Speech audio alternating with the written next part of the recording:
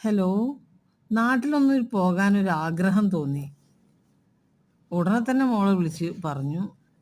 Ticket അപ്പം തന്നെ ready.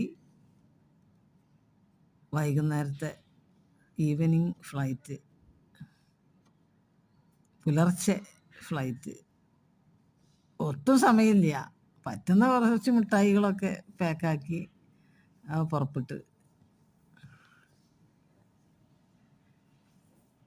Terminal 2 Dubai terminal 2ലാണ് കയറുന്നത്.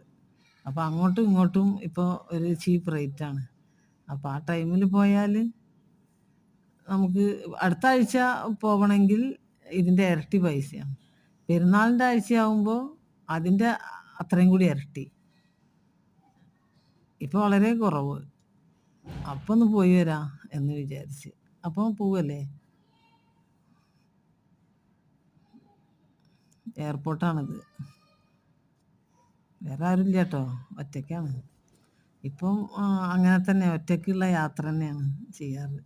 പണ്ടൊക്കെ നമ്മളെ നാട്ടിൽ കൊടൈക്കനാൽ, ഊട്ടി, മൈസൂർ ഒക്കെ പോകണമെന്നുണ്ടെങ്കിൽ ആളുകളുടെ കൂടെ, ഫ്രണ്ട്സിൻ്റെ കൂടെ, റിലേറ്റീവ്സിൻ്റെ കൂടെ ഒക്കെ പോയിരുന്നതാണ്.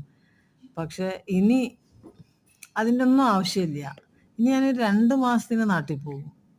എന്നിട്ട് വേണം അവിടെ. ഡൽഹിയൊന്നും ഞാൻ പോയിട്ടില്ല. അതായത് ദൂരെ യാത്രയല്ലേ എന്ന് വിചാരിച്ചിട്ട് ഇതുവരെ സാധിച്ചിട്ടില്ല. ഇനിയിപ്പോൾ ഫ്ലൈറ്റിൽ പോവാലോ.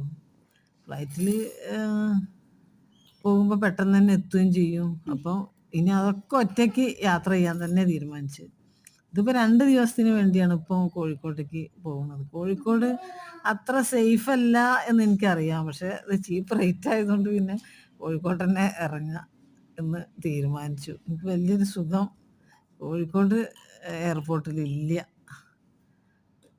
പല അനുഭവങ്ങളും ഉണ്ട്. അതുകൊണ്ട് തന്നെ